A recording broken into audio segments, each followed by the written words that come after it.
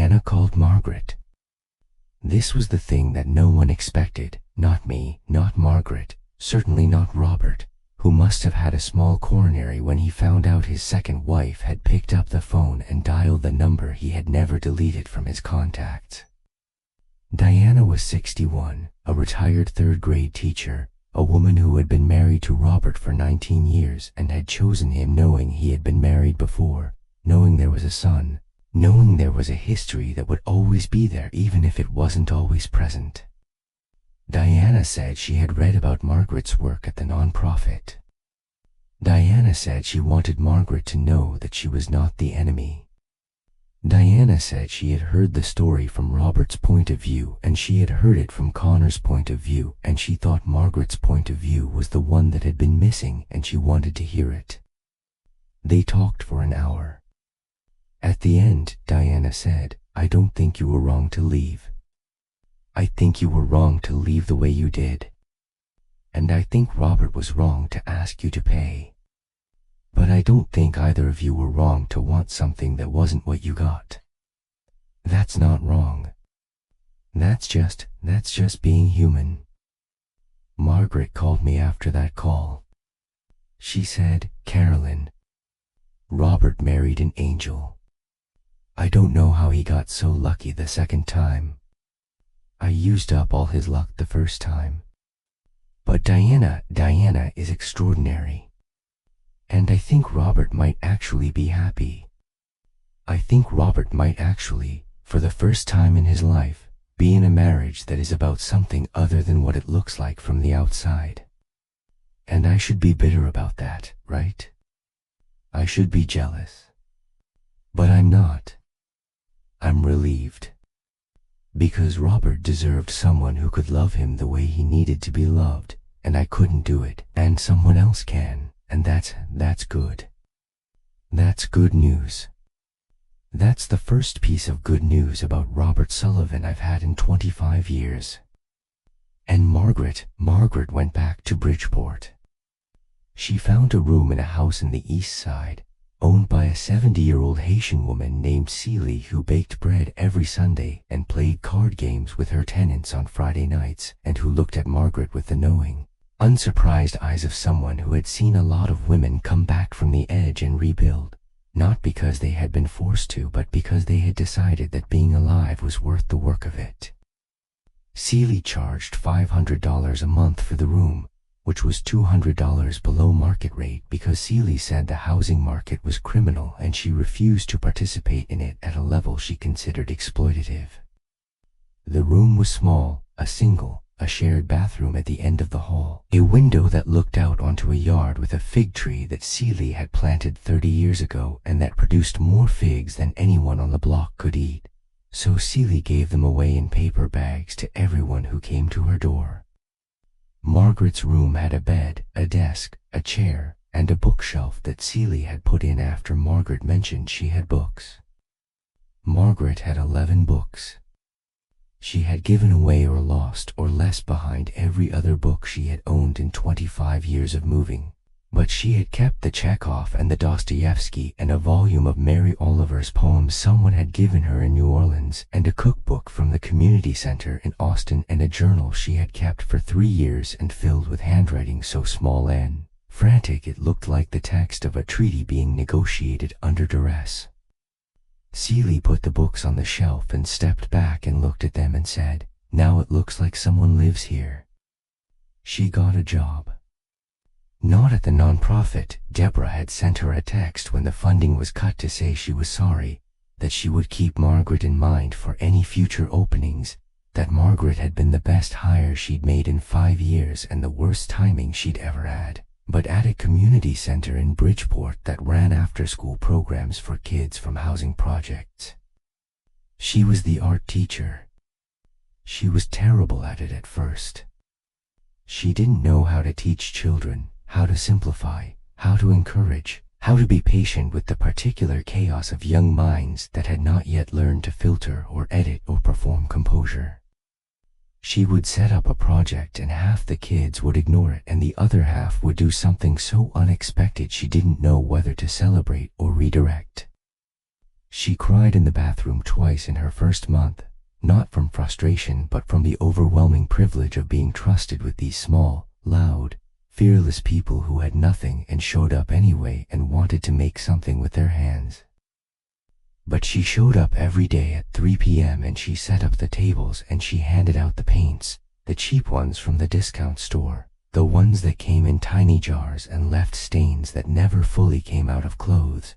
And she watched these kids, 8, 9, 10 years old, kids who had nothing, who came from circumstances that would break most adults, who had seen things Margaret had only read about in novels, create things. Just create. Without apology, without expectation, without anyone telling them they were doing it wrong. They painted their houses and their mothers and their dog and their streets and the sun and the moon and things that didn't exist and things that did but shouldn't have, and she looked at every single thing they made and she told them it was good and she meant it. Not because it was technically good but because it was there, because it was the most honest thing they had to offer, because it was an act of faith in a world that had given them no particular reason to believe in it. She called it her church. She said she went to that community center and she watched these children paint and she felt something she had not felt since she was 22 years old, standing in the bookshop on Greenwich Avenue with Daniel, before her father had come along with his careful, reasoned, devastating objections and shown her the door. She felt like she was exactly where she was supposed to be. Not because she was fixed. Not because she had figured it out. But because she was present, and the presence was enough, and she had finally stopped running long enough to find out what happened when you stayed. She called me every Sunday. We talked for an hour. She told me about the week, the kids, Seeley's fig bread, the book she was reading, the letter she had written to Connor that she hadn't decided whether to send, the phone call with Diana that had ended with Diana saying, "I'm glad you this, Margaret, even if Robert doesn't always feel that way," which Margaret said was the most frightening and wonderful thing anyone had said to her in years. Last month, she told me about a woman who came to the community center, a 26-year-old who had just had a baby and was spiraling, drowning, feeling the same terror in her chest that Margaret had felt in a nursery in a house on Prospect Street 25 years earlier. The woman's name was Amara. She had dropped out of community college. She was living with her mother. She was terrified that she was going to be a terrible mother and terrified that she was going to love her baby too much and terrified that she was going to leave and terrified that she was never going to leave, and she was sitting in the community center kitchen, crying into a paper cup of coffee while Margaret was cleaning up after a watercolor class, and Margaret sat with her for 3 hours, after the kids had gone home, after Deborah had locked up, after the building was empty and the lights were dim. She didn't tell Amara to stay or to leave. She didn't tell her to keep the baby or to give it up for adoption or to go back to school or to apply for welfare or to leave the man who had gotten her pregnant and wasn't returning her calls. She told her the truth, the whole brutal, beautiful, terrifying truth, that she was not alone, that whatever she chose, she would survive it, and that the choice was hers and it was hers alone and it would be honored. Not by Margaret. Not by the community center. By the universe, which was vast and indifferent and occasionally, against all odds, generous. Amara kept the baby. She named it Margaret. Of course she did, Margaret said, rolling her eyes, but I saw her hand press against her chest, right over her heart, just for a second, and I knew that the name on that baby's birth certificate was the most meaningful thing that had happened to her since Connor. Last week, Connor called her on her birthday. 56. She was 56 years old, and she had been free for half her life and trapped for the other half, and she was sitting in Seeley's kitchen eating fig bread and drinking coffee and reading Mary Oliver when her phone rang, and it was Connor, and he said, "Happy birthday, Mom." He called her Mom. He had not called her Mom since she left. He had said Margaret or my mother or the woman who for 25 years, and now he said Mom as she said Connor, and they both paused, both of them, the same pause.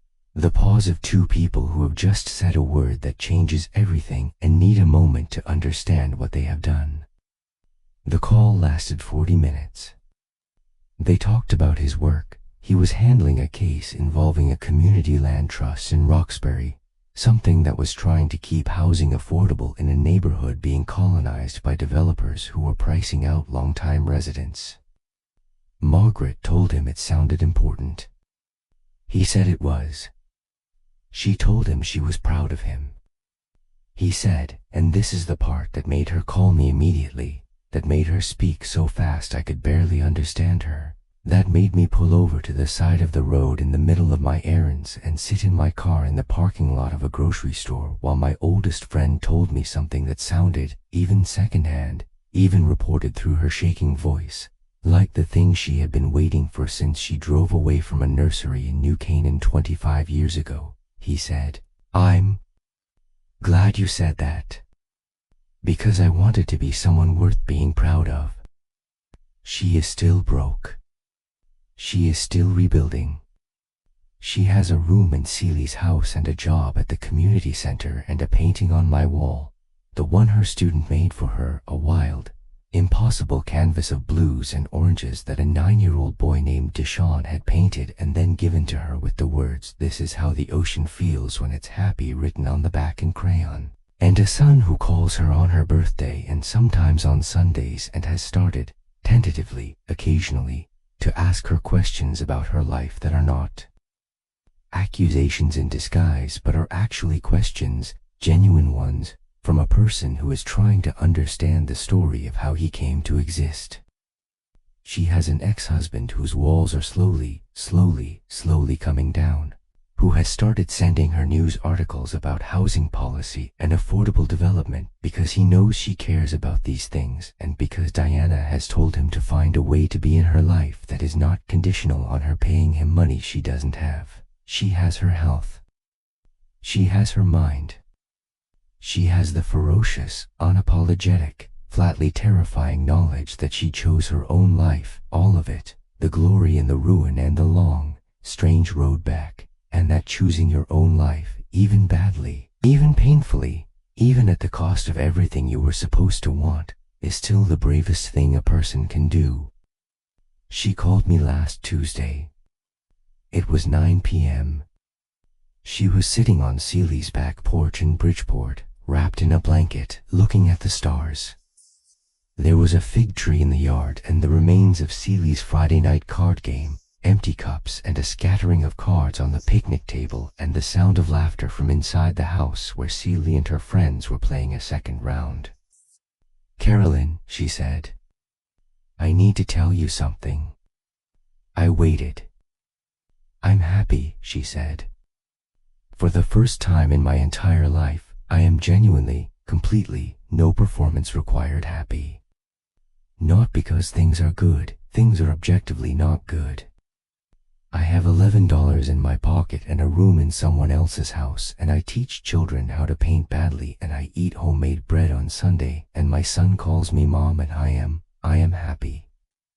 And I want you to know that. Because you sat with me in your kitchen and you listened and you didn't try to fix me, and you were the first person in 25 years to make me feel like a human being instead of a cautionary tale. And I will never forget that. I will never forget you. I sat in my own kitchen, on my own phone, in my own life, my 30-year marriage to Tom and my mortgage and my Tuesday book club where we had just finished a novel about a woman who leaves her family and moves to Paris, and my quiet, ordinary, extraordinary existence that suddenly felt less like a costume I hadn't removed and more like something I had chosen, really chosen, the way Margaret had chosen her chaos. And I listened to my oldest friend tell me she was happy, and I thought, this is the story. Not the one I was told at the bus station. Not the one the title promised, with its exclamation point. It's refreshing, liberating, a word that in Chinese contains multitudes, The feeling of breaking a fever and stepping outside and breathing clean air for the first time in months. Not a story about freedom winning or family winning or money winning or love winning. A story about a woman who lost everything and kept going.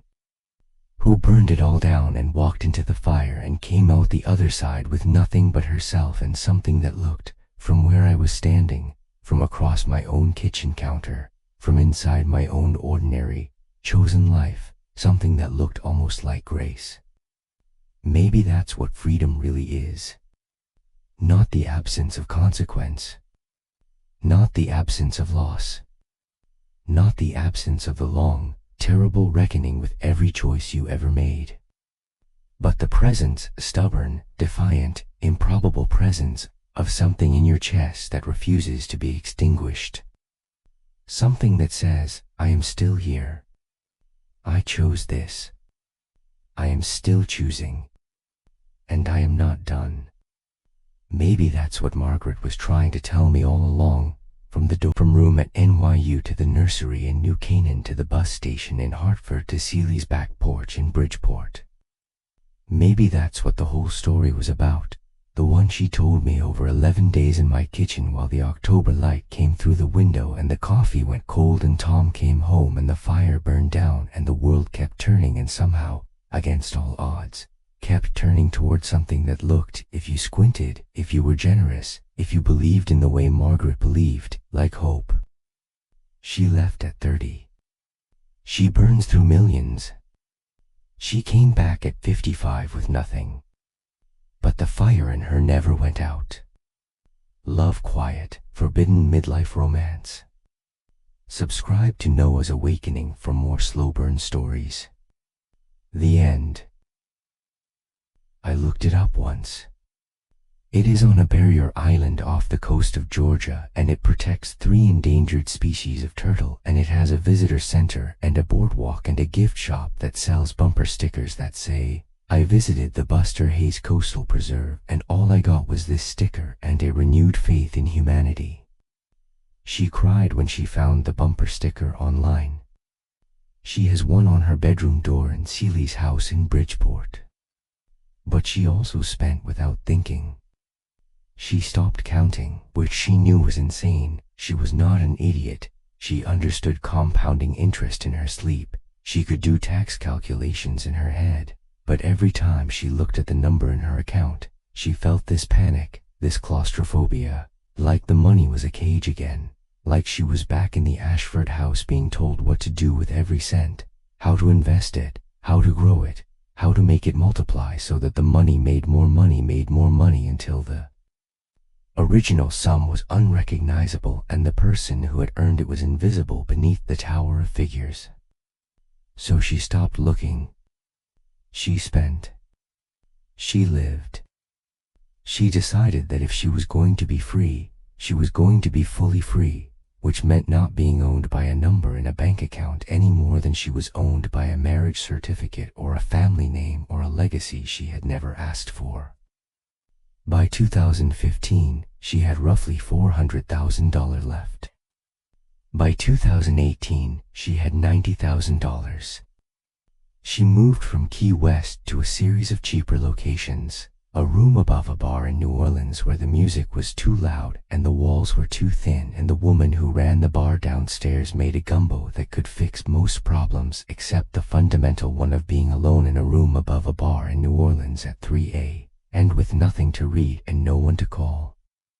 She went to a sublet in Oakland that belonged to a woman she met on a plane who was a social worker and a mother and a person of such fierce, uncomplicated conviction about the world that Margaret found her terrifying and fascinating in equal measure. She stayed 8 months in Austin in a friend's guest house. The friend was named Delia, a former gallery owner from Santa Fe who had moved to Texas to open a community art space and who had painted a mural in the backyard that took 7 months and covered the entire back wall of the garage and depicted a flamingo having a breakdown in a swimming pool, which Delia said was about climate anxiety and the death of leisure, and which Margaret said was about being the only pink thing in a world that has decided pink is too much. In Austin, she fell into a brief, passionate affair with a friend's 40-year-old contractor who was going through a divorce and who looked at her the way Paul the sculptor had, like she was a problem he couldn't solve, which she found, still, despite everything, despite knowing better, despite the years of evidence that this kind of looking was not love but the desire to fix something that did not want to be fixed, she found it irresistible. His name was Martin. He had 2 daughters. He was terrified of them and in all of them, and he talked about them constantly, about their soccer games and their reading levels and their opinions about the proper way to make a peanut butter and honey sandwich. And Margaret listened and felt something she hadn't felt in years, tenderness, and underneath it, the old familiar grief, the one that came every time she saw someone else being a parent and was reminded that she had chosen not to be. The affairs grew shorter and more desperate as the money ran lower. This was the cruel arithmetic of her situation. The fewer resources she had, the more she sought the comfort of another person, and the less she had to offer in the way of stability or security or a future that extended beyond the next 3 months, the less attractive she became to the kind of partners who might have offered her something more than temporary oblivion. She started to notice, for the first time, the thinness of the line between freedom and homelessness. She started to notice that the people who had always been drawn to her, the Pauls and the Martins, the men who were looking for intensity, for transformation, for a woman who would shake up their carefully constructed lives, were being replaced at parties by people who were looking for something else. Someone to split a rent check. Someone to share a meal with. Someone who was, like them, running out of runway and looking for a soft place to land. She got a taste for gambling, not serious, not Vegas serious, not the kind that destroys families and bankruptcies and lives, but the casino boats out of New Orleans, the poker rooms in Austin, a few trips to Atlantic City when the loneliness got too heavy and the sound of coins and cards and people winning and losing felt like human voices, felt like company, felt like the world was still happening somewhere and she was still part of it. She lost $30,000 in 6 months. I remember sitting at a slot machine in Atlantic City at 3 a.m., she said, and I had this realization. Not a profound one. A very simple, stupid one. Not the kind of revelation you write a memoir about or tell your therapist about or cite as a turning point in your journey toward self-discovery. The kind of realization that a reasonable adult should have had 20 years earlier and didn't because she was too busy pretending she was free. I was 53 years old. I had no home I owned, no home I was renting with any stability, no home I could go back to as everything fell apart. No family. Connor was 25 and lived in Boston and had not responded to any of my letters or voicemails in over a decade. No husband. Robert had remarried 7 years earlier to a woman named Diana, and I had found this out through the grapevine, and I had felt something complex and undefinable that I chose not to examine too closely. No children, because I had left the one I had and he had grown up without me, and I did not blame him for any of it, not a single day, not for a single choice he had made to protect himself from the wound I had left in him. And I had about $60,000 to my name, which sounds like a lot until you're 53 years old and you have no health insurance and no pension and no plan and no idea what comes next. And I was skidding quarters into a machine because I didn't know what else to do with myself. Because sitting at that machine was the first time in 3 months that anyone had looked at me. Even a slot machine. Even a machine that was designed by people in Nevada to separate desperate people from their money as efficiently as possible. At least the slot machine looked at me. At least the slot machine gave me something back, even if it was just the chance to watch numbers spin and pretend they meant something. She left the casino. She flew to Connecticut.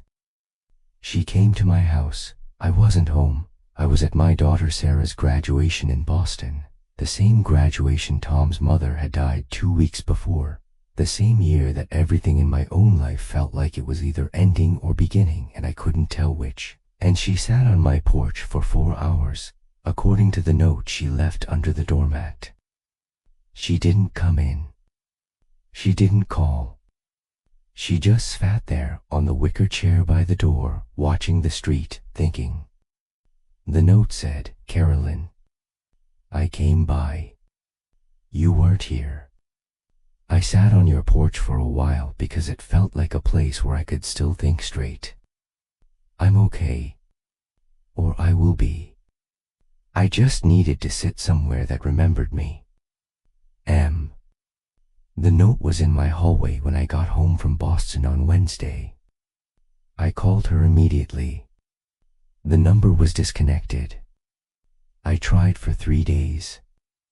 Then I stopped trying because I had learned over 20 years of friendship with Margaret Sullivan that some silences were not about you and could not be fixed by you, and that the most loving thing you could sometimes do was let them be. Love quiet, forbidden midlife romance? Subscribe to Noah's Awakening for more slow burn stories. She went back to Bridgeport. She couldn't explain why she had spent 25 years running from Bridgeport, had built an entire adult identity on the premise that Bridgeport was a place you escaped rather than returned to, except that it was the one place on earth that recognized her. Not the Margaret Sullivan socialite. Not the Margaret Ashford heiress. Not the woman in the magazine profiles or the newspaper features or the society pages with their careful, bloodless prose about galas and donations and mergers. The actual Margaret. The one who had once walked these streets as a confused, angry, brilliant young woman who didn't understand why the world felt so small and so limiting, and so convinced that her path had already been laid, a brick road she hadn't chosen but was expected to walk anyway.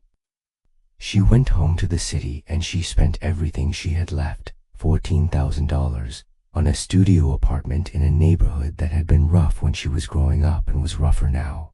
A neighborhood where the rent was $800 a month and the super was a man named Hector who fixed things when they broke and didn't ask questions when people showed up at 11 p.m. with suitcases and the particular look of someone whose life had recently detonated. She painted the walls white herself, with supplies she bought at a hardware store that was not an Ashford industrial distributor, which made her laugh for reasons she couldn't explain.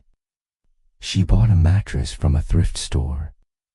She got a job, not through anyone she knew, not through the network she had spent 25 years pretending to have left behind, but through a posting on a community board outside a grocery store, at a non-profit that helped women exiting incarceration.